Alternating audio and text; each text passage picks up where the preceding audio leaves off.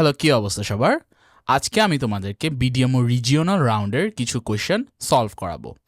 কারণ তোমাদের regional round কিন্তু খুব দ্রুত কাছাকাছি চলে আসবে, কারণ যেহেতু 19 তারিখ হচ্ছে তোমাদের অনলাইন অলিম্পিয়াডের ডেট ঘোষণা করেছে, তার মানে ধরতে পারো যে অনলাইন অলিম্পিয়াডের এক সপ্তাহ পরেই হচ্ছে রিজিওনাল রাউন্ডটা শুরু হয়। বিভিন্ন অঞ্চলের বিভিন্ন দিনে ডেট পড়ে, সেটা সেটা হচ্ছে তোমরা তোমাদের ডেট অনুযায়ী জেনে যাবে, অঞ্চল অনুযায়ী জেনে যাবে যে কার ডেট কোথায় পড়েছে। তাই আমি মনে করি যে এখন আমি সাধারণত যে টাইপের ভিডিও বানাই, ন্যাশনাল লেভেল অলিম্পিয়াড বা ইন্টারন্যাশনাল লেভেল অলিম্পিয়াড, ওগুলো থেকে আমাদের ফোকাসটা একটু শিফট করে এখন বর্তমানে এই বিডিএমও রিজিওনাল লেভেলের প্রশ্নগুলোর প্রতি রাখা উচিত। ঠিক আছে, আশা করি তোমাদের সেশনটা ভালো লাগবে। আর একটা কথা আমি একটু বলে নিই যে আমি আজকে একটু অসুস্থ আছি, মানে একটু কাশি হয়েছে, তাই মাঝে মাঝে আমার রেকর্ডিংয়ের মাঝে তুমি একটু কাশির আওয়াজ শুনতে পারো। তাই প্রথমেই অ্যাডভান্স আমি সরি বলে দিচ্ছি। ওকে, চলো আমরা শুরু করি। প্রথম কোয়েশ্চেনটা পড়ে দেখি কি বলেছে। AB is equals to 3, BC is equals to √3। আচ্ছা, ACD কোণ ইজ ইকুয়ালস টু 120 ডিগ্রি হলে AC স্কোয়ারের মান নির্ণয় করো। আচ্ছা ঠিক আছে, কি বলেছে আমার এখানে, AB এর মান 3, BC এর মান √3, AC স্কোয়ারের মান বের করতে বলেছে, আর এখানে আমাকে একটা কোণ দিয়ে দিয়েছে 120 ডিগ্রি। খুব সহজ, আমি তোমাদেরকে এটার পিছনে যে থিওরিটা আছে সেটা একটু বলে নিই। তোমরা অনেকেই সূত্রটা জেনে থাকতে পারো, সাইন রুল বলে। যারা জানো না তাদের জন্য বলছি। ধরো আচ্ছা, এই ট্রায়াঙ্গেলটাকে আমি হচ্ছে বিবেচনা করি। বিসি বাহুকে আমি এ ধরলাম, এবি বাহুকে আমি সি ধরলাম, আর এসি বাহুকে আমি বি ধরলাম। তাহলে আমি লিখতে পারি A by sine A equals to B by sine B equals to C by sine C equals to 2r। এখন তোমরা আমাকে জিজ্ঞেস করতে পারো আর কি, আর হচ্ছে যদি আমি এই ত্রিভুজটাকে নিয়ে একটা পরিবৃত্ত আঁকি, তাহলে ওই পরিবৃত্তের ব্যাসার্ধ। ঠিক আছে, A by sine A is equals to B by sine B is equals to C by sine C. তোমরা হচ্ছে এই সূত্রটা যারা জানো না তারা নোট করে নাও তোমাদের খাতায়। তো আমাকে এখানে কি দেওয়া আছে যে এ কোণের মান 120 ডিগ্রি, তাহলে এ কোণের মান কত, 60 ডিগ্রি। ইজি। তাহলে এবার আমি সাইন রুলটা নিয়ে এই যে এ কোণের মানটা বের করি, এই যে এ কোণের মানটা। তাহলে আমি লিখতে পারি 3 by sine 120 degree equals to √3 by sine theta. ঠিক আছে, ওকে, এটাকে আমি থিটা ধরছি। আচ্ছা না, সাইন 120 ডিগ্রি কেন, সাইন 60 ডিগ্রি হবে। আই এম সরি, এক মিনিট, আমি একটু কাট করি। হচ্ছে sine 60 equals to √3 by sine theta. Okay, তোমরা কি জানো সাইন 60 ডিগ্রির মান কত? তুমি যদি জুনিয়র, সেকেন্ডারি বা হায়ার সেকেন্ডারি ক্যাটাগরির হয়ে থাকো, প্রাইমারি নিশ্চয়ই আমার ভিডিও দেখছো না, প্রাইমারি নিশ্চয়ই আমার বেশিরভাগ ভিডিও দেখো না, কারণ কেনই বা দেখবা, কারণ আর হচ্ছে জুনিয়র, সেকেন্ডারি, হায়ার সেকেন্ডারি, তোমরা যারা হচ্ছে আমার ভিডিওটা দেখছো, আমি তাদেরকে বলবো যে তোমরা হচ্ছে সাইন কস ট্যান এই তিনটা ত্রিকোণমিতিক অনুপাতের 30, 45, 60 আর 90 এগুলো একটু মুখস্থ করে যাবে। সাইন 30, সাইন 45, সাইন 60, সাইন 90, কস 30, কস 45, কস 60, কস 90, ট্যান 30, ট্যান 45, ট্যান 60, ট্যান 90। তোমরা হচ্ছে এই ভ্যালুগুলো অবশ্যই মুখস্থ করে নেবে। ঠিক আছে, ওকে। এখন আমাকে একটু বলো সাইন 60-র ভ্যালু কত। সাইন 60-র ভ্যালু আমি তোমাদেরকে লিখে দিচ্ছি। সাইন 60-র ভ্যালু হচ্ছে √3/2। তাহলে 3/√3/2 equals to √3 by sine theta. √3 এখানে গুণ হয়ে যাবে, √3 যখন গুণ হবে তখন হবে 3 সাইন থিটা ইকুয়ালস টু 3/2। 3টা এখানে নিচে চলে যাবে, তাহলে সাইন থিটাকে আমি পাবো 3/3 ইন্টু 2, 3 এখানে কেটে যাবে, তাহলে সাইন থিটা সমান আমি পাচ্ছি হাফ। সাইন থিটা যখন হাফ হচ্ছে, আচ্ছা থিটার মান তখন হবে 30 ডিগ্রি। কারণ এগুলো আমার মুখস্থ আছে, তাই আমি বলছি তোমরা আমার ভিডিওটা দেখার পর ইন্টারনেটে সার্চ করলেই পেয়ে যাবে। আর যারা জুনিয়র আছো তারা ইন্টারনেটে সার্চ করো, কারণ তোমাদের পাঠ্য বইয়ে এই বিষয়টা নেই। আর যারা সেকেন্ডারি আর হায়ার সেকেন্ডারি ক্যাটাগরি আছো তোমাদের বই অবশ্যই আছে এটা। আর আমি সবসময় বলি যে কারিকুলামের বাইরে একটু পড়াশোনা করা উচিত, এটা একটা মানুষকে অনেক বেশি ডেভেলপ করে। তাহলে থিটার ভ্যালু 30 ডিগ্রি, আর তার মানে বি এর ভ্যালু 90 ডিগ্রি, কারণ 30 + 60 ইজ 90, আর 180 ডিগ্রি থেকে যখন আমি 90 বাদ দিব তখন আমি 90 পাবো আবার। তার মানে বি এর ভ্যালুটা হচ্ছে গিয়ে কি, আর আমাকে হচ্ছে অতিভুজের ভ্যালু বের করতে হবে। অতিভুজের ভ্যালু খুব সহজ, 3 স্কোয়ার প্লাস √3 হোল স্কোয়ার, 9 + 3 সমান 12। আমাকে বের করতে বলেছে এসি স্কোয়ারের ভ্যালু, এসি স্কোয়ারের ভ্যালু এসেছে 12, তাহলে আমি একে লিখে দিলাম 12। একটা কথা বলি, তোমাদেরকে রিজিওনাল অলিম্পিয়াডের সময় দেওয়া হবে 1 ঘন্টা 15 মিনিট, মানে 75 মিনিট। আর তোমাদের কাছে প্রবলেম থাকবে 8টি, 8টা 10টা এরকম থাকতে পারে, বেশিরভাগ ক্ষেত্রে 8টা থাকে, বুঝতে পেরেছো? বেশিরভাগ ক্ষেত্রে তোমাদের প্রবলেম 8টা থাকবে।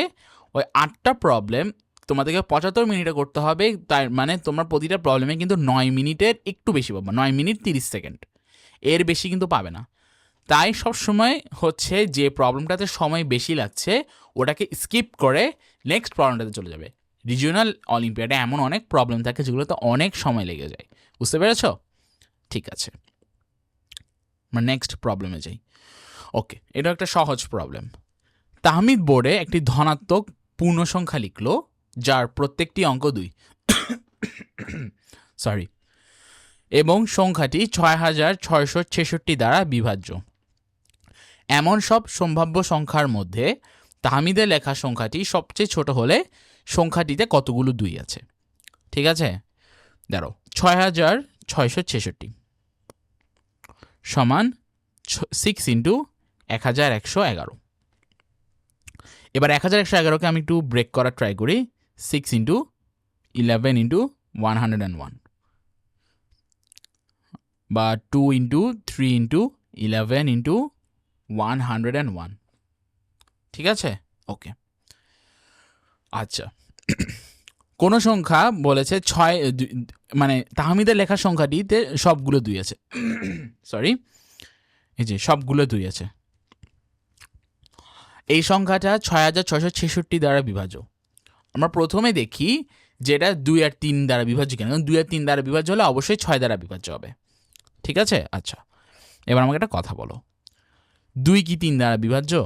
তোমরা বলতে পারো ভাই এটা কী ধরনের প্রশ্ন করলেন, 2 কীভাবে 3 দ্বারা বিভাজ্য হবে? ঠিক আছে, 22 তো 3 দ্বারা বিভাজ্য নাই, 222 কিন্তু 3 দ্বারা বিভাজ্য। ঠিক আছে, ওকে। এবার তোমরা দেখো 2222 এটাও কিন্তু 3 দ্বারা বিভাজ্য নয়। 22222 এটাও 3 দ্বারা বিভাজ্য নয়। 2,22,222 এটা 3 দ্বারা বিভাজ্য। তার মানে 3, 6, অর্থাৎ 3-এর গুণিতক সংখ্যক যখন 2 থাকবে তখন সংখ্যাটি 3 দ্বারা বিভাজ্য হবে, 2 দ্বারা বিভাজ্য হবে, কারণ সবগুলো তো ডিজিট তো 2। মানে 3 গুণিতক মানে হয় 3টা থাকবে ডিজিট, 6টা থাকবে, 9টা থাকবে, 12টা থাকতে পারে, 15টা থাকতে পারে, 18টা থাকতে পারে, এরকম করে থাকবে, চলতে থাকবে এভাবে। ঠিক আছে, এবার একটু 1111তে আসি। আমি একটু অ্যাডভান্স হয়ে শুরু করছি এবার। 222 এটা তো 1111 দ্বারা বিভাজ্য না, কিন্তু 2222 এটা 1111 দ্বারা বিভাজ্য। তারপর আবার যখন 5টা 2 থাকবে এটা তো 1111 দ্বারা বিভাজ্য নয়। 6টা 2 থাকলে এটাও তো না, 7টা 2 থাকলে এটাও না, এটাও 1111 দ্বারা বিভাজ্য নয়। কিন্তু যেই মুহূর্তে, এই যে তোমরা একটু নিচে দেখো, আমি নিচে লিখছি এভাবে, কিন্তু যেই মুহূর্তে 8টা ডিজিট আসবে এটা কিন্তু 1111 দ্বারা বিভাজ্য হবে। আচ্ছা দেখি 8টা ডিজিট, 1 2 3 4 5 6 7, ঠিক আছে 8টা। তার মানে তোমরা কি বুঝতে পেরেছো, 4টা ডিজিট যখন ছিল তখন 1111 দ্বারা বিভাজ্য হয়েছে, 8টা ডিজিট যখন ছিল তখন 1111 দ্বারা বিভাজ্য হয়েছে। তার মানে 4, 8, 12 এভাবে করে করে হচ্ছে ডিজিট যখন থাকবে তখন 1111 দ্বারা বিভাজ্য হবে। কমন দেখতে পাচ্ছ 3 আর 4-এর মধ্যে, এই যে 12। তার মানে 12টা ডিজিট যখন থাকবে তখন 6 দ্বারা বিভাজ্য হবে, আবার 1111 দ্বারাও বিভাজ্য হবে। আর তার যদি 6 এবং 1111 দুটো দ্বারাই বিভাজ্য হয় তাহলে অবশ্যই 6666 দ্বারা বিভাজ্য হবে। তা আমি এখানে অ্যান্সার লিখে দিলাম 12। তোমরা চাইলে ক্যালকুলেটরে পরে চেক করে দেখতে পারো। ঠিক আছে, এই প্রবলেমটাতে আমরা আসি। এবার আমি একটু ছোট করছি প্রবলেমটা, নাকি নিচে কি জায়গা আছে? হ্যাঁ, নিচে জায়গা আছে। ওকে, তাহলে এতটুকু থাক। নিলয় চিত্রের মতো প্যাটার্ন আঁকলে এম বিন্দু এবং এন বিন্দুর মাঝে পাশাপাশি দূরত্ব এ এবং উপরে নিচে দূরত্ব বি পায়। এই প্যাটার্নে 1 থেকে 2028 পর্যন্ত আঁকা হলো এবং এ ও বি এর মান বের করা হলো। পরবর্তী ক্ষেত্রে বি বাই এ এর মান নির্ণয় করো। আচ্ছা, ঠিক আছে। তো দেখো, এখানে পাশাপাশি দূরত্ব এ বৃদ্ধি পাচ্ছে, উপরে নিচে দূরত্ব বি বৃদ্ধি পাচ্ছে। এখানে 1, তাহলে আমি যদি এভাবে করে একটু টেনে দিই, এতটুকু অংশের দূরত্ব 1, তবে এখানে আবার 2 পাবো। তো তোমরা দেখতে পাচ্ছ এখানে, মানে যদি 2028কে আমি 2 দ্বারা ভাগ করি তাহলে আমি পাবো 1014। 1014টা ডিজিট এদিকে আছে, 1014টা ডিজিট এদিকে আছে। তার মানে এ এর মান হচ্ছে 1014, এটা আমরা বুঝে গিয়েছি। কারণ 1014টা ডিজিট তো নিচে যাচ্ছে, পাশাপাশিতে 1014টা ডিজিট, তাই না? ঠিক আছে, উপরে নিচে কিন্তু বৃদ্ধি পাচ্ছে 2 করে, 2, 4, 6 এভাবে করে। তাহলে আমি যদি এখন বি এর মানটা বের করি তাহলে আমি পাবো 2 যোগ 4 যোগ 6 যোগ 8 যোগ 10, এভাবে করে করে করে করে একদম 2028 পর্যন্ত। 2 থেকে আমি কমন নিই, 1 যোগ 2 যোগ 3, এভাবে করে করে একদম 1014 পর্যন্ত। এখন আমাকে এটা যোগফল বের করতে হবে। তোমরা নিশ্চয়ই জানো n সংখ্যক সংখ্যার যোগফলের সূত্রটা হচ্ছে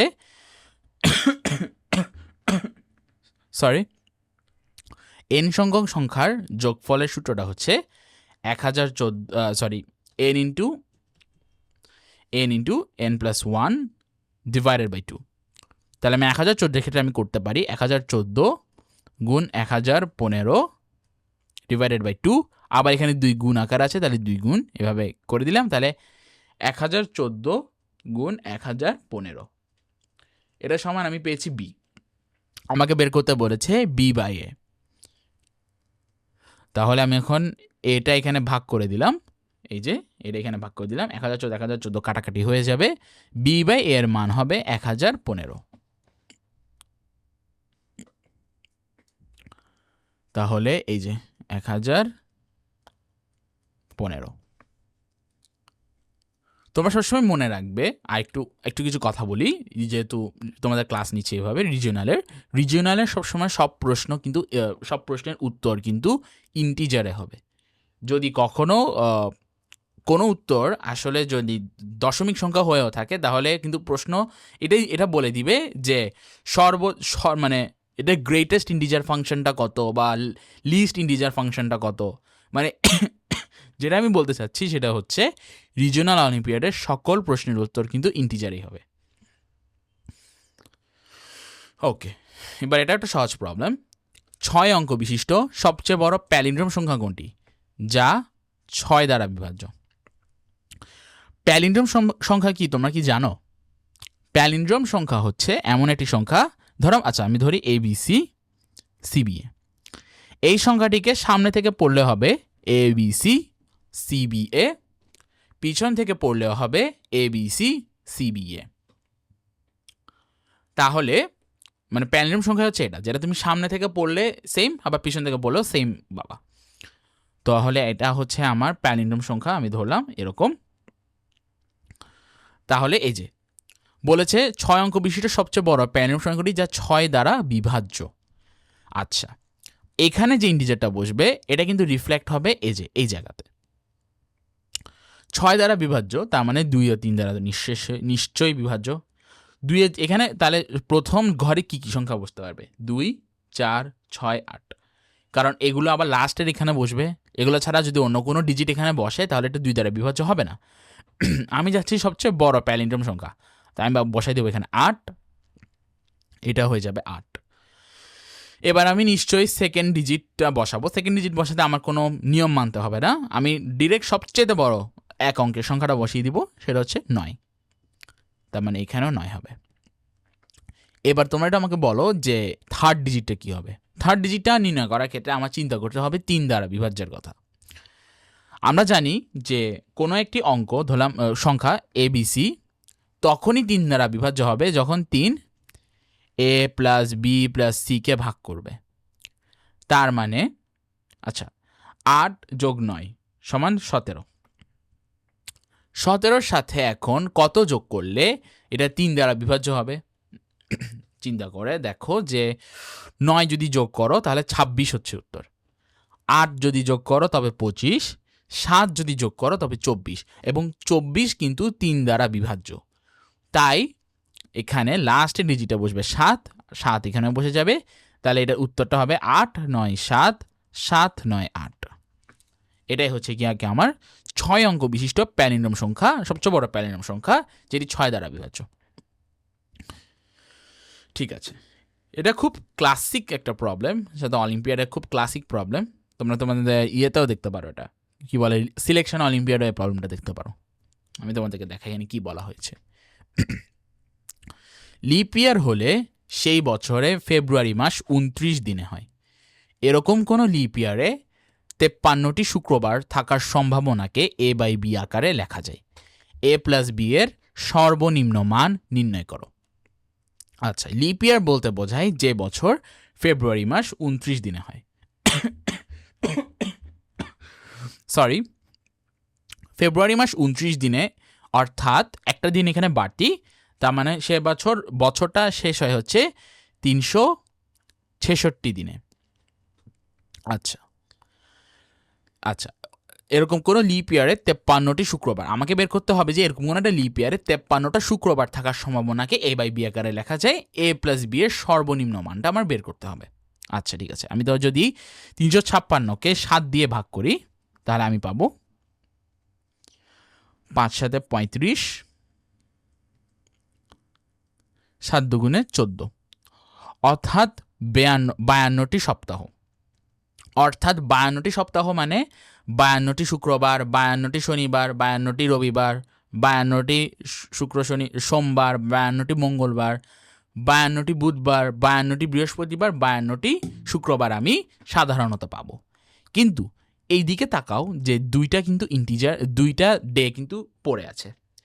এই দুইটা দিন যে কোনো দিন হতে পারে। আমাকে বের করতে হবে যে এই যে 2 দিন যে আছে, এক্সট্রা যে 2 দিন আছে, এই 2 দিন কি কি, বা এই 2 দিন শুক্রবার হওয়ার সম্ভাবনা কি, এই 2 দিনের মধ্যে যে কোনো একদিন শুক্রবার হওয়ার সম্ভাবনা কি। কারণ এই 2 দিনের মধ্যে যে কোনো একদিন যদি শুক্রবার হয়ে যায় তাহলে সে বছর 53টি শুক্রবার আমরা পাচ্ছি। ঠিক আছে, আচ্ছা আমি যদি এখন বি এর মানটা নির্ধারণ করার চেষ্টা করি, দেখো কি কি হতে পারে, এই 2 দিন কি কি হতে পারে। Saturday Sunday, Sunday Monday, Monday Tuesday, Tuesday Wednesday, Wednesday Thursday, Thursday Friday, Friday Saturday. তোমরা একটা জিনিস দেখো যে সরি, এখানে আমার কাছে 7 ধরনের আছে, স্যাটারডে সানডে, সানডে মানডে, এভাবে 7 ধরনের। সম্ভাবনার ক্ষেত্রে নিচের যে রাশিটা আছে সেটা হচ্ছে এটা নির্ধারণ করে যে কতগুলো হচ্ছে পসিবল কেস আছে। এখানে আমি দেখতে পাচ্ছি যে 7 ধরনের পসিবল কেস আছে, তাহলে বি এর মান হচ্ছে 7। এখন এ এর মান আমার নির্ধারণ করতে হবে। এ এর মান হচ্ছে আমার পসিবল কেসগুলোর মধ্যে আমার কোনটা দরকার। আমার দরকার হচ্ছে ফ্রাইডে, 2 দিনের মধ্যে যে কোনো একদিন ফ্রাইডে হয়। এটা কোথায় আছে? থার্সডে ফ্রাইডে, ফ্রাইডে স্যাটারডে, 2 দিন, তাহলে এই 2 7 যোগ 2 হচ্ছে 2 দিন না, মানে এই 2টা হচ্ছে সম্ভাবনা শুধু হচ্ছে আমার পুরা বিষয়টাকে স্যাটিসফাই করছে। তাহলে 2/7, এ প্লাস বি এর মান নির্ণয় করতে বলেছে, 2/7 সমান 2 + 7 = 9। Next question. ঠিক আছে, এটা একটা ভালো কোয়েশ্চেন, একটু কঠিন কোয়েশ্চেন, বলতে পারো ABCDF সুষম ষড়ভুজে PQR হলো ABAF BC এর মধ্যবিন্দু। অর্থাৎ ধরো এই যে ABCDF হচ্ছে আমার সুষম ষড়ভুজ, যেটাকে দেখতে লাগছে না সুষম ষড়ভুজ। তোমরা চিত্রের দিকে মন দিও না, চিত্র নিয়ে একটা মজার কথা বলি, রিজিওনাল অলিম্পিয়াডে তোমাদেরকে দেখবা চিত্র দিয়ে দিবে, কিন্তু ভুলেও ওই চিত্রকে বিশ্বাস করতে যেও না। আমি তোমাদেরকে একটু প্রথম চিত্রটা দেখাই, আমি প্রথম অলিম্পিক ম্যাথটা যে করেছিলাম। দেখো এটা কোনো দিক দিয়ে কি লাগছে, এর একটা সমকোণী ত্রিভুজ, কোনো দিক দিয়ে লাগছে না, কিন্তু এটা কিন্তু একটা সমকোণী ত্রিভুজ, আমরা পরে প্রমাণ করে পেয়েছি। তার মানে সরি, রিজিওনাল অলিম্পিয়াডে যারা প্রশ্ন করবে তারা তোমাকে ট্রিক করতে চাইবে বিভিন্ন উল্টাপাল্টা হচ্ছে চিত্র দিয়ে, তোমরা হচ্ছে ওই চিত্রের দিকে মনোযোগ দিবা না, ঠিক আছে? ওটা কোনোদিন স্কেল কোনো একটা চিত্র না, এটা মাথায় রাখবা, ঠিক আছে? ওকে। নাহলে আমি অনেক সময় অনেকে কি দেখি যে চিত্র ভাবছে, চিত্র দেখে তো লাগতেছে সমবাহু ত্রিভুজে কাজ করে দিয়ে চলে আসছে, পুরো অঙ্কটা ভুল হয়ে গেছে, ঠিক আছে? ওকে, আসো তাহলে এখানে আমাকে কি বলেছে, ABCDF এর সুষম ষড়ভুজ আমি তো তোমাদেরকে দেখিয়েছি, যেখানে P হলো AB এর মধ্যবিন্দু, এই যে P হলো AB এর মধ্যবিন্দু, Q হলো AF এর মধ্যবিন্দু, R হলো BC এর মধ্যবিন্দু। এই ষড়ভুজটির ক্ষেত্রফল 4860 বর্গ একক হলে EQPRD পঞ্চভুজটির ক্ষেত্রফল কত? অর্থাৎ আমাকে বলা হয়েছে যে এই যে EQPRD এই যে পঞ্চভুজটি আছে এটার ক্ষেত্রফল কত? ষড়ভুজের তোমরা কি জানো কিনা আমি জানি না, যদি না জেনে থাকো এখন শিখছো সবাই, যে আমি একটা ষড়ভুজকে কিন্তু 6টি সমবাহু ত্রিভুজে ভাগ করতে পারবো, ঠিক আছে? ওকে, তাহলে 6টি সমবাহু ত্রিভুজের ক্ষেত্রফল একসাথে কত হবে? আমরা সাধারণত জানি একটি সমবাহু ত্রিভুজের ক্ষেত্রফলের সূত্র হচ্ছে √3/4 a স্কোয়ার, যেখানে এ হচ্ছে সমবাহু ত্রিভুজটির বাহু, এক বাহুর দৈর্ঘ্য, এটার সাথে 6 গুণ করে দিব, তাহলে এটা হয়ে যাচ্ছে আমার ষড়ভুজের ক্ষেত্রফলের সূত্র, যার মান হচ্ছে 4860। তাহলে √3a স্কোয়ারকে আমি পাবো 4860 ডিভাইডেড বাই 6 ইন্টু 4, আর এখান থেকে আমি 2, এটা 3 কেটে দিলাম, তাহলে এটা দিয়ে আমি এটা ভাগ করতে পারবো, 348 20 অর্থাৎ 32 40, √3a স্কোয়ার সমান 3240। এবার তোমরা একটু চিত্রের দিকে তাকাও, এই বাহু দৈর্ঘ্য A, এই বাহু দৈর্ঘ্য A, এটা দৈর্ঘ্য a/2, কারণ এটা মধ্যবিন্দু R, তার মানে এটা বাহু দৈর্ঘ্য a/2, এটার দৈর্ঘ্য a/2, এটার দৈর্ঘ্য a/2, এটার দৈর্ঘ্য a/2, এটার দৈর্ঘ্য a/2, ঠিক আছে? ওকে, আচ্ছা, ষড়ভুজের ভিতর অবস্থিত কোণগুলোর সমষ্টি, আচ্ছা কোনো একটি বহুভুজের ভেতর অবস্থিত সকল কোণের সমষ্টি হচ্ছে এরকম 180 ডিগ্রি ইন্টু n-2, যেখানে n হচ্ছে ষড়ভুজটির মোট বাহু সংখ্যা, তাহলে 180 ডিগ্রি ইন্টু 6 - 2 সমান হবে 180 ডিগ্রি ইন্টু 4 সমান 720। এবার এটাকে যদি আমি 6 দিয়ে ভাগ করি তাহলে আমি পাবো 120, অর্থাৎ এই কোণের মান 120, সেম এই কোণের মানও 120 120 120 120, সবগুলো কোণের মান 120। আচ্ছা, এখন কি আমি এই জায়গার এই ত্রিভুজটির ক্ষেত্রফল বের করতে পারবো? চলো ট্রাই করি। আমরা জানি যে এরকম করে যদি বাহু আর মধ্যবর্তী কোণ যদি আমি জেনে যাই, তাহলে ত্রিভুজের ক্ষেত্রফলের সূত্রটি হচ্ছে হাফ ইন্টু a, এই যে a ইন্টু a/2 এই যে a বাহুর দৈর্ঘ্য ইন্টু সাইন 120 ডিগ্রি। সরি, মানে এখন বাংলাদেশের ওয়েদার আমি বুঝতে পারছি না। আচ্ছা, তো আমি ঠিক জানি না মানে শীত কেন পড়ছে না। আচ্ছা, তোমরা যারা উত্তরবঙ্গে আছো তাদের ডিফারেন্ট কথা, আমি হচ্ছি দক্ষিণবঙ্গের মানুষ, আমি দক্ষিণবঙ্গে আছি। এখানে মানে এরকম শীত পড়ছে যে তুমি ফ্যানও চালাতে পারবে না, আবার ফ্যান চালালেও অসুস্থ হয়ে যাবে। মানে এখন আমার গরমও লাগে, আবার এই কাশির জন্য আমি ফ্যানও চালাতে পারি না, মানে এক যা তা অবস্থা। শীতের দিনে বলে শীত নাই, এটা কোনো কথা হলো? আচ্ছা ঠিক আছে, এবারে আমরা ম্যাথে ফোকাস করি। আচ্ছা আমি এই লাইনটা একটু নিচে করে এভাবে লিখি, যেহেতু আমার হিসাবটা একটু বড় হবে। ঠিক আছে, okay. Half into A into a/2 into sine 120 degree, এটা 2 গুণ হয়ে যাবে a²/4 ইন্টু সাইন 120 ডিগ্রি। এখন তোমরা জিজ্ঞেস করতে পারো, ভাইয়া আপনি তো আমাদেরকে বলেছেন যে sine 30, sine 45, sine 60, sine 90 value শিখতে, কিন্তু এটা তো সাইন 120, এটা কীভাবে করবো? তোমরা দেখো আমি কীভাবে করি। a²/4 into sine 180 minus 60, sorry sine 180 minus 60, এটার রুলটা তোমরা যদি একটু পড়তে চাও, তোমরা হচ্ছে হায়ার ম্যাথ বইটা দেখতে পারো ক্লাস 9-10-এর, অথবা ইউটিউবে সার্চ করতে পারো। ইউটিউবেও খুব ভালো ভিডিও আছে, ওখানে 3-4 মিনিটে তোমাদেরকে বুঝিয়ে দিবে এটা রুলটা কি। চতুর্ভাগের রুল আছে একটা, চতুর্ভাগের রুলটা যদি জানো তাহলে এটা অবশ্যই পারবে।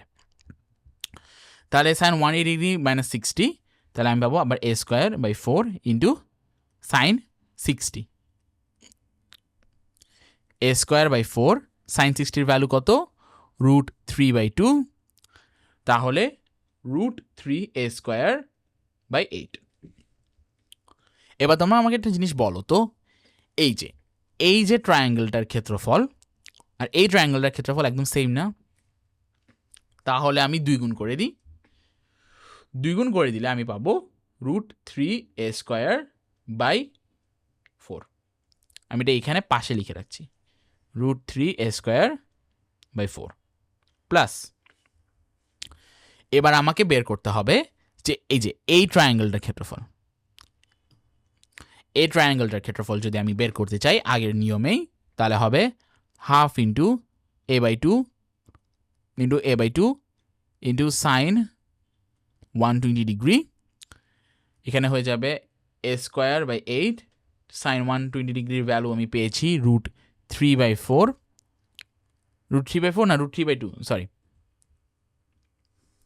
তাহলে আমি পাবো √3/16a²।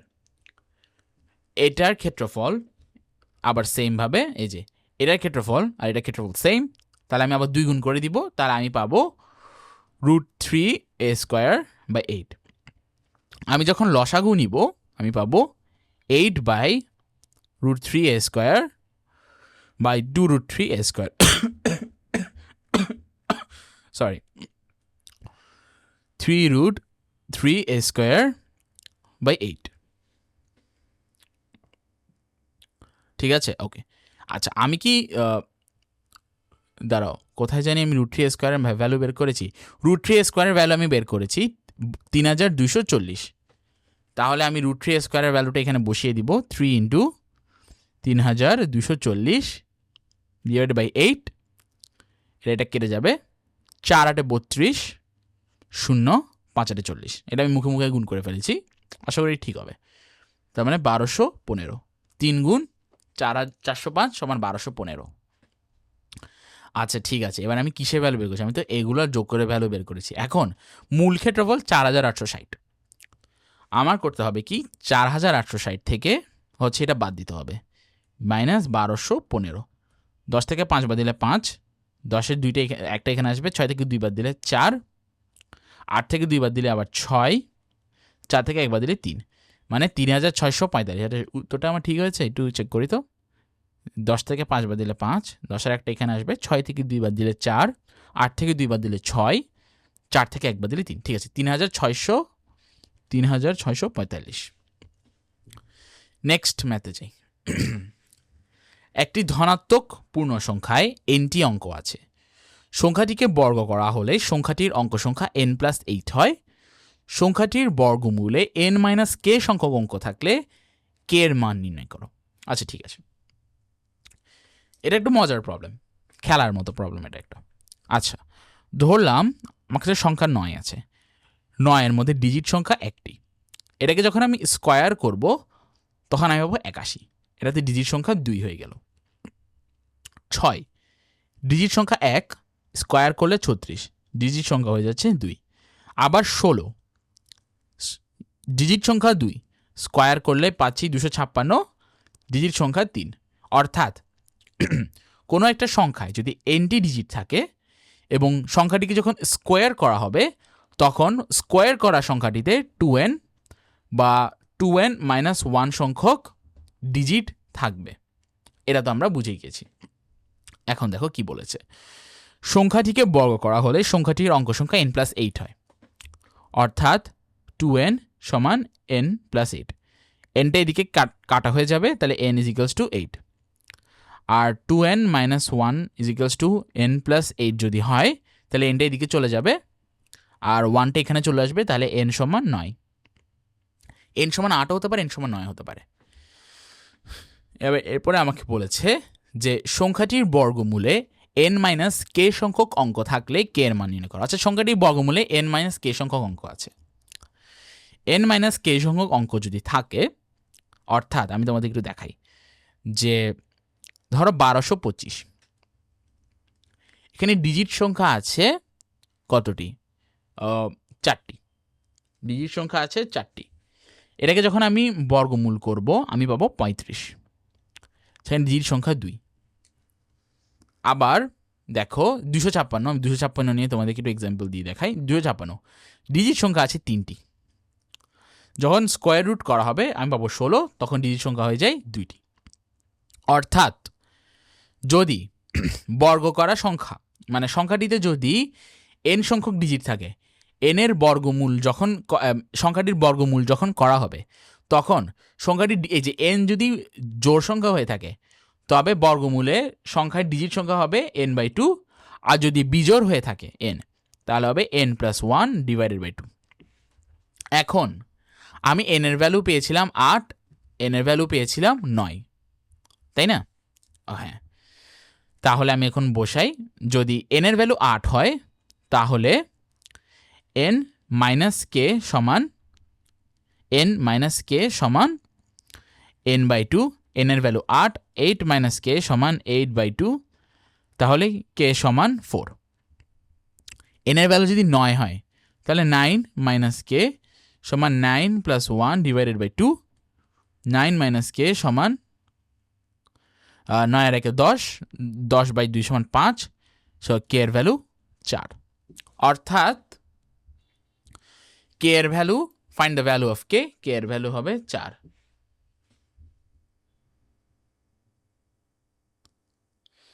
এবারে এই প্রশ্নটা আসো, খুবই সহজ প্রবলেম। এটা মনে হয় প্রাইমারি ক্যাটাগরির, এটা যদি আমি এটা ইয়েতে দেখছি হায়ার সেকেন্ডারি ক্যাটাগরিতে দেখেছি, তাই আমি এটা পিক করেছি। আবার এখানে উত্তরও লেখা আছে দেখি। আচ্ছা ঠিক আছে, আমরা সব সমাধান করি। সরি, অনেকক্ষণ টানা কথা বলছি তো গলা এখন খারাপ হয়ে যাচ্ছে। সমান্তর ধারার প্রথম 3টি পদের যোগফল 6, যেখানে ধারার প্রতিটি পদই ধনাত্মক পূর্ণসংখ্যা। ধারাটির প্রথম 7টি পদের যোগফল কত? আচ্ছা, এই প্রবলেমটা করার মাধ্যমে তোমাদেরকে একটা খুব অসাধারণ একটা ট্রিক শেখাবো, সাধারণত ধারার প্রবলেম কীভাবে সলভ করে ওটার জন্য। ধারার প্রথম পদটা ধরে নিবা n-k, তাহলে এর পরের পদটা হবে n, এর পরের পদটা হবে n+k। হ্যাঁ, বুঝতে পারছো, k হচ্ছে সাধারণ পার্থক্য।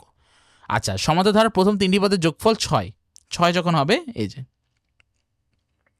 এটা উত্তরটা কি লিখেছে আমি জানি না, এটা ভুল, এটা তো ভুল, 2 কেন লেখা?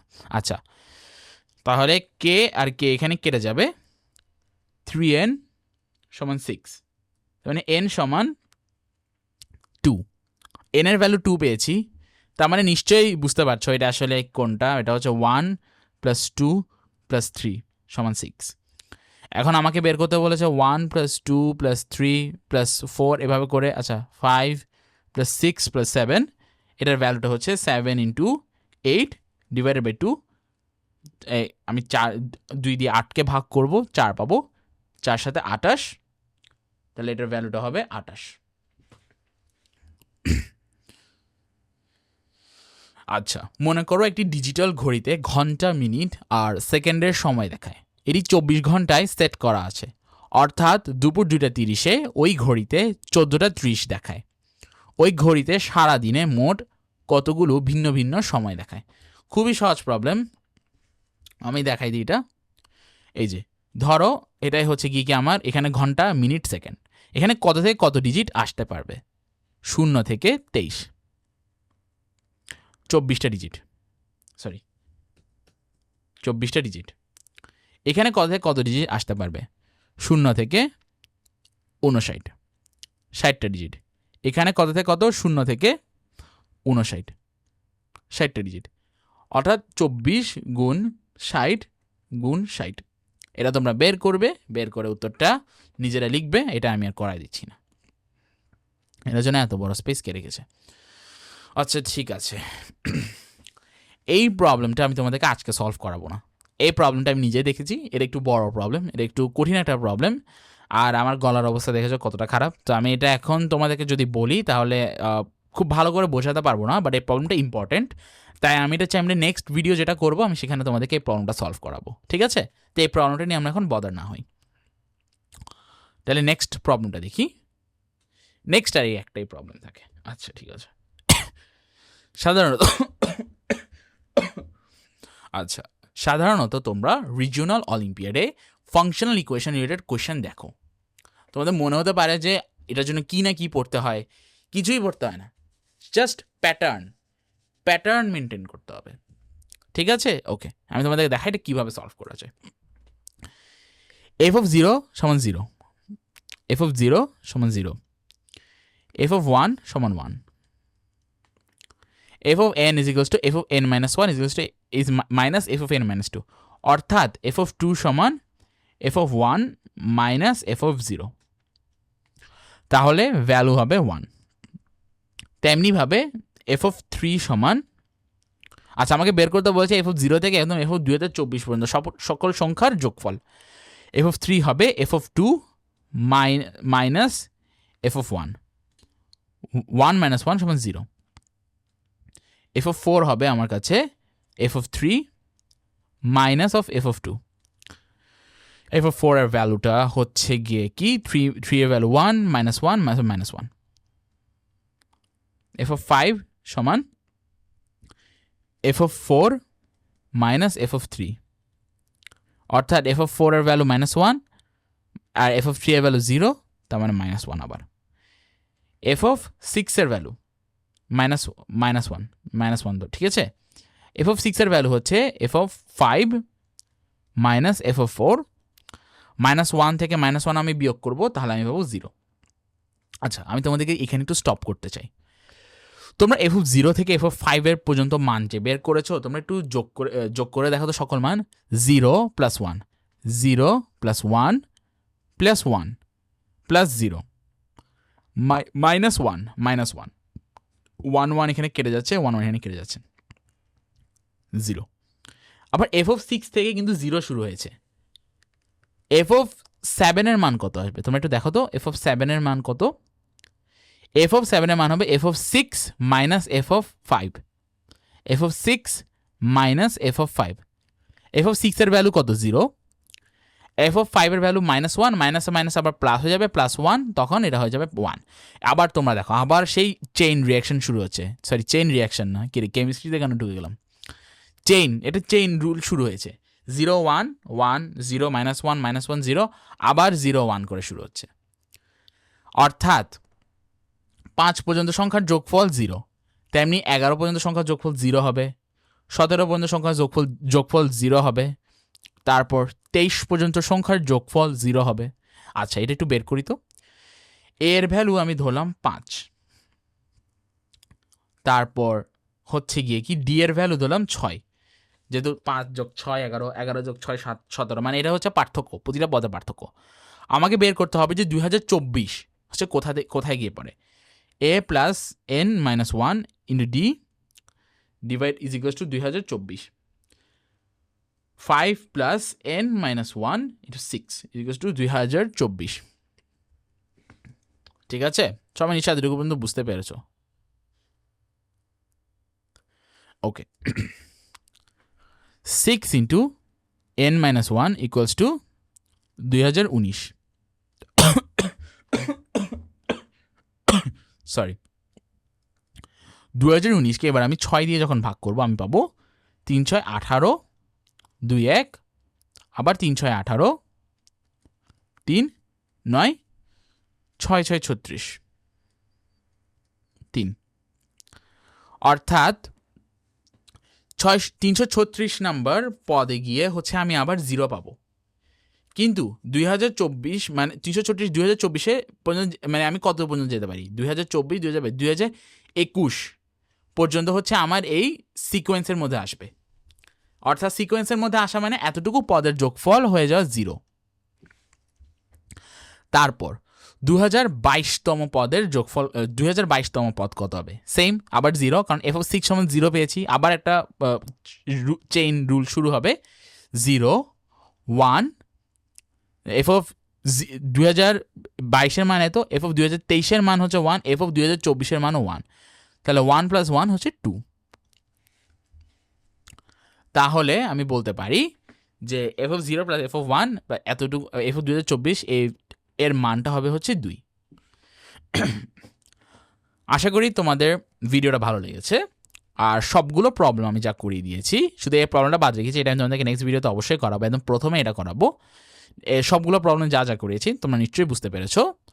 খুব একটা কঠিন কনসেপ্ট কিন্তু না, সহজ কনসেপ্ট, মজার কনসেপ্ট কিন্তু, এই জন্যই তো এটাকে গণিত উৎসব বলে, বুঝতে পেরেছো? কিন্তু সব মজার কনসেপ্ট, তাই তোমরা সব বুঝতে পেরেছো। তোমরা অনেক বেশি প্র্যাকটিস করো, বিগত বছরের প্রশ্নগুলো এইভাবে নিয়ে নিয়ে প্র্যাকটিস করো, আর আমিও তো এরকম ভিডিও নিয়ে আসবো, আমি টিপস অ্যান্ড ট্রিক্স এগুলো নিয়ে আসবো, বা কি কি পড়া উচিত রিজিওনালের জন্য, আমি কি কি টপিক একটু জানা দরকার, এগুলো নিয়ে আমি কথা বলবো তোমাদের সাথে। আমার আবার নেক্সট ভিডিওতে দেখা হবে। সবাইকে ধন্যবাদ।